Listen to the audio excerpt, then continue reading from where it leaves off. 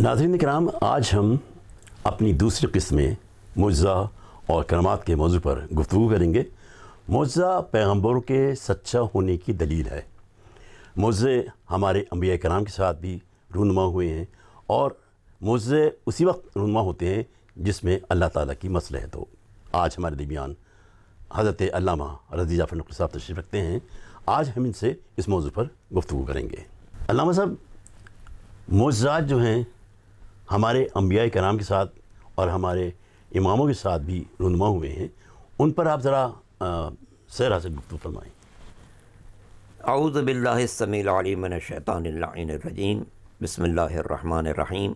अल्हम्दुलिल्लाहि रब्बिल आलमीन वल आक़िबतु लिल मुत्तक़ीन वस्सलातु वस्सलामु अला सय्यिदिना व नबियिना अबिल क़ासिम मुहम्मद व आलिहि तय्यबीन अत्ताहिरीन अल मासूमीन वल लअनतु अला अअदाइहिम अजमईन।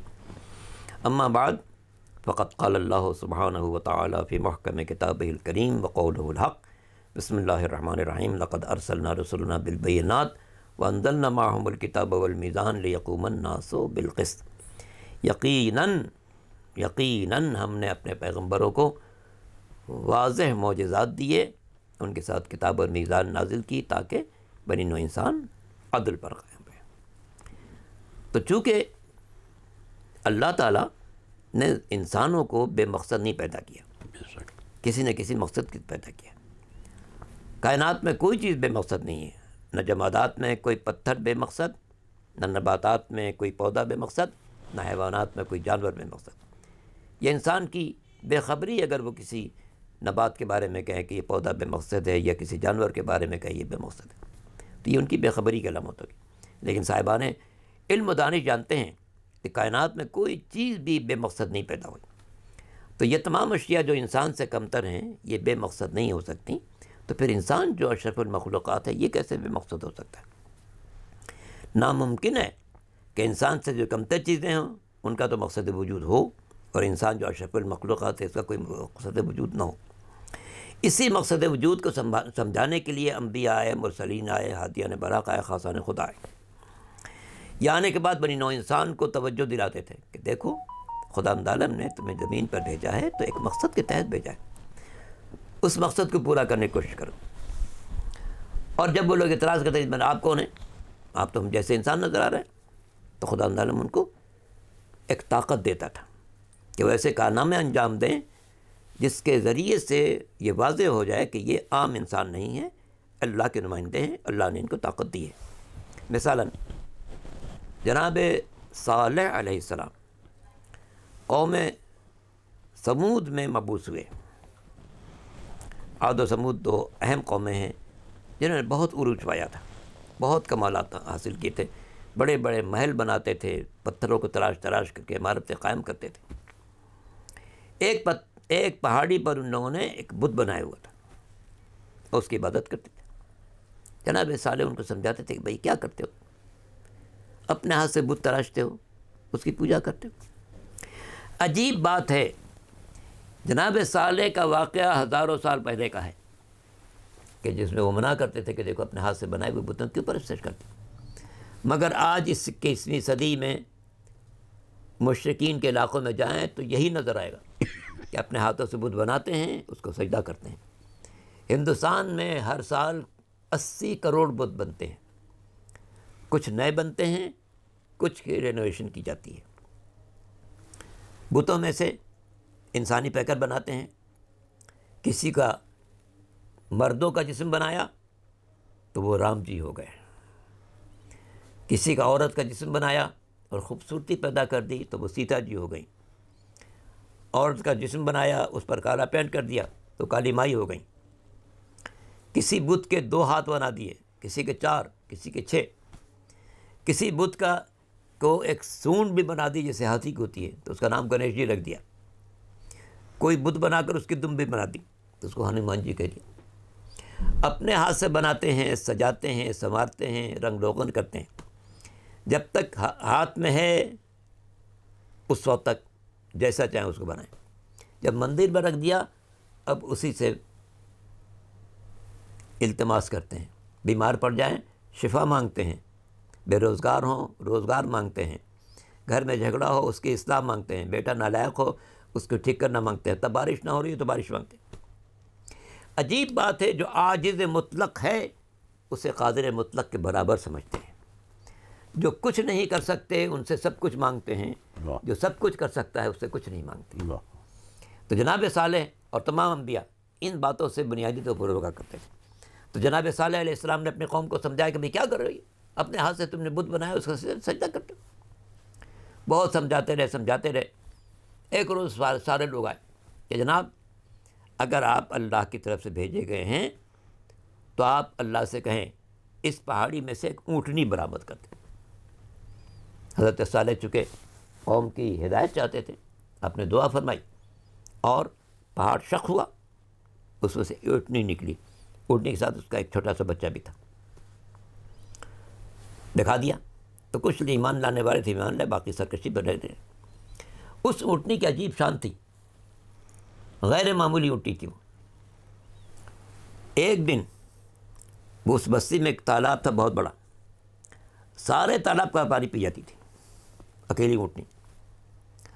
اگلے روز اتنا دودھ دیتی تھی کہ پوری آبادی اس سے سیراب ہوتی۔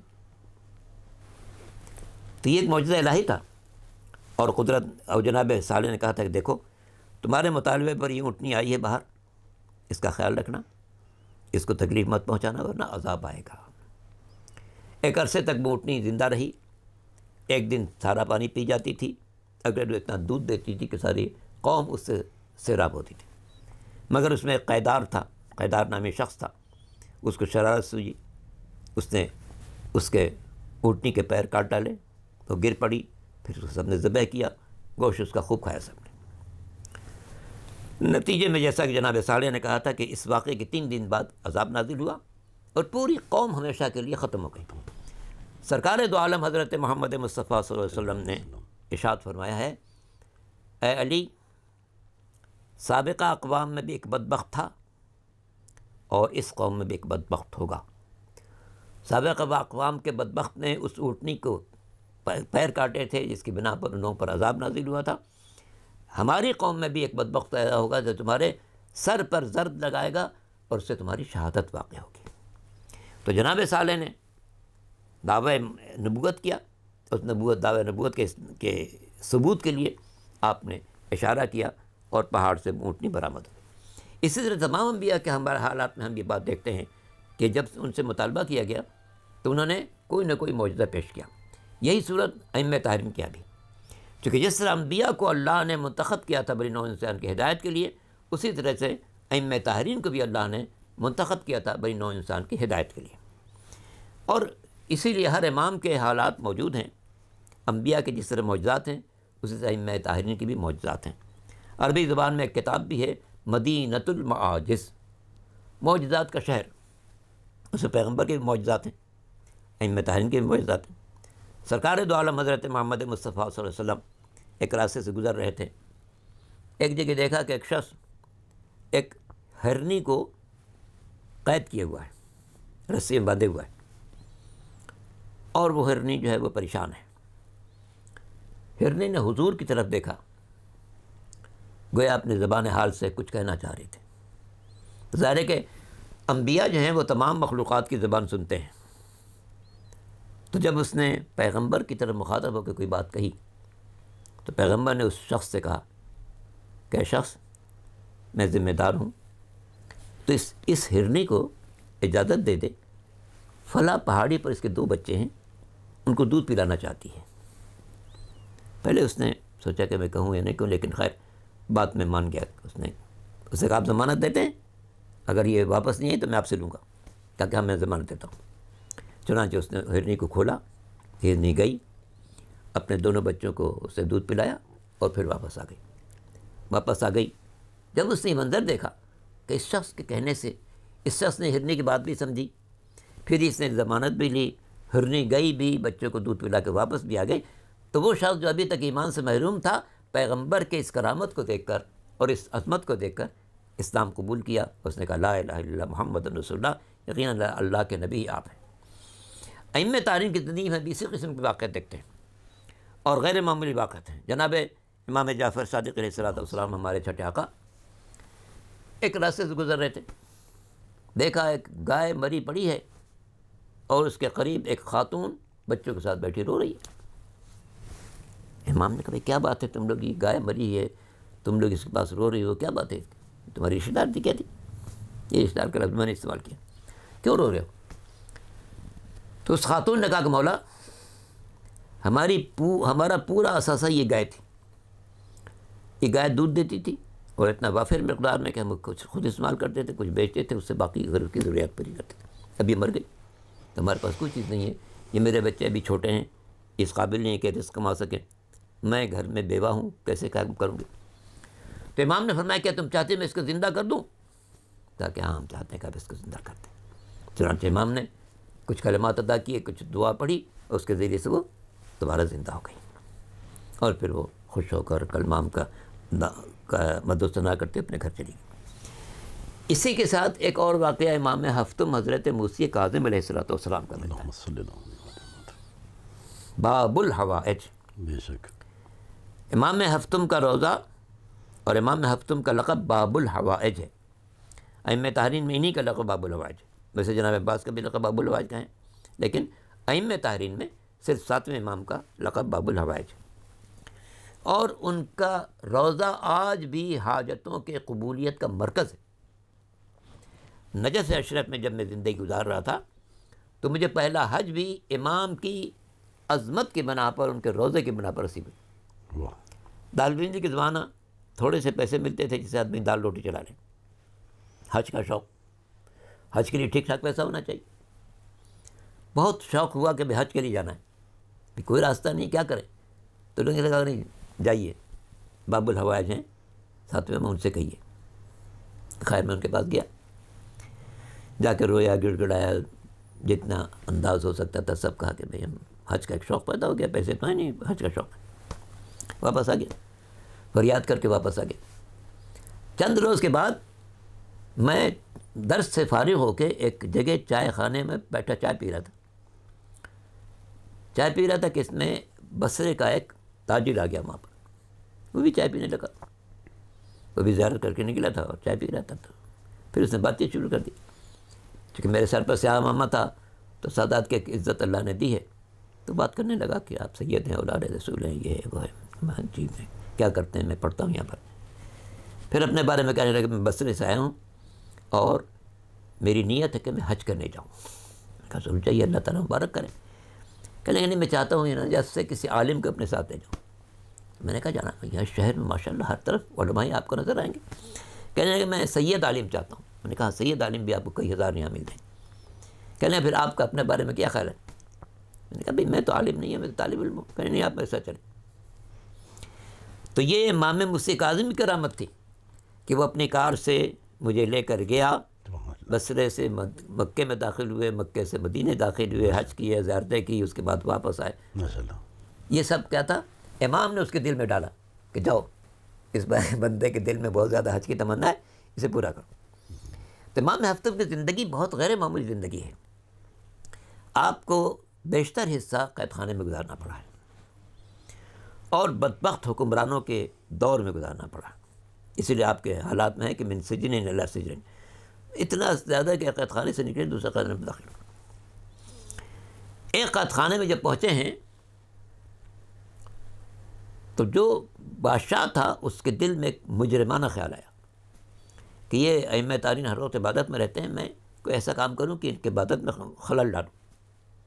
چنانچہ اس نے ایک انتہائی خوبصورت خاتون کو، جو کردار میں اچھی نہیں تھی، ایک خوبصورت خاتون کو بھیجا کہ جاؤ امام کو اپنی باتوں میں لگاؤ، باتوں میں لگاؤ، چونکہ ان لوگوں کو یہ بھی حسد ہوتا تھا کہ یہ اتنی عبادت کیوں کرتے، ان باتوں میں لگاؤ۔ وہ خاتون آ گئی امام قید خانے میں تو وہ داخل ہو گئی۔ اس نے کہا ہم سجدے میں، ایک نماز کے بعد دوسری کے بعد تیسری کے بعد چوتھی۔ جب امام کی نماز میں کچھ وقفہ ہوا تو اس نے امام کو سلام کیا اور کہا میں اس لیے حاضر ہوں کہ آپ سے پاس بیٹھوں، آپ کچھ بات کریں، آپ کا دل بہلے۔ تو امام نے دست مبارک سے اشارہ کیا تو ہر طرف حوران بہشت نظر آئی، اور امام نے کہا تم ان کو دیکھ رہی ہو؟ ہاں یہ تو عجیب و غریب حوریں ہیں، انتہائی حسین و جمیل، زیورات سے لدی ہوئی، بہترین لباس، بہترین پوشاک، بہترین انداز۔ سب حسین و جمیل ہو رہے ہیں. امام نے فرمایا مجھے ان سے بات کرنے کے موقع فرصت نہیں ہے تو میں تم سے کیسے بات کروں. واہ. اس جملے سے اس کی زندگی میں ایسا انقلاب برپا ہوا کہ اب اس نے کہا کہ اچھا اتنا عظمت ہے. اس نے پھر ایک جانماز امام کے پیچھے بٹھائی. اب جب امام قیام کرتے تھے وہ کھڑی ہو جاتی تھی, اب رکوع کرتے تھے امام تو وہ رکوع میں جاتی تھی, جب وہ امام سجدہ کرتے تھے وہ سجدے میں جاتی تھی. لوگوں نے چھپ کے جائزہ لے کہ کیا ہو رہا. آخر اس کو بلایا گیا بادشاہ کے پاس کہ بھائی تم کو بھیجا کس لیے گیا تھا, تم کیا کر رہی. کہنے کہ تمہیں معلوم نہیں کون سی ہستی ہیں. انہوں نے دست باغ سے اشارہ کیا اور ہر طرف حوران بہشت نظر آنے لگی. سبحان اللہ. اب میں اس منزل پر پہنچ گئی ہوں کہ اب میں اس سے پیچھے نہیں ہٹ سکتی. یہاں ایک بات کہنے میں آتی ہے, جناب یوسف علیہ السلام بھی قید خانے میں گئے اور وہاں بھی ایک سبب ایک خاتون بنی. یہاں بھی امام موسیٰ کاظم علیہ السلام قید خانے میں ہیں اور ایک خاتون آتی ہے ان کے کردار کے لیے پر حملہ کرنے کے لیے.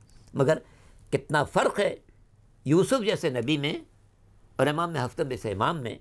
یوسف نے اپنی عصمت کی حفاظت تو کی مگر کوئی تاریخ نہیں بتاتی کہ زلیخا میں وہی عبادت کا شوق پیدا ہو گیا ہو جو جناب یوسف میں تھا.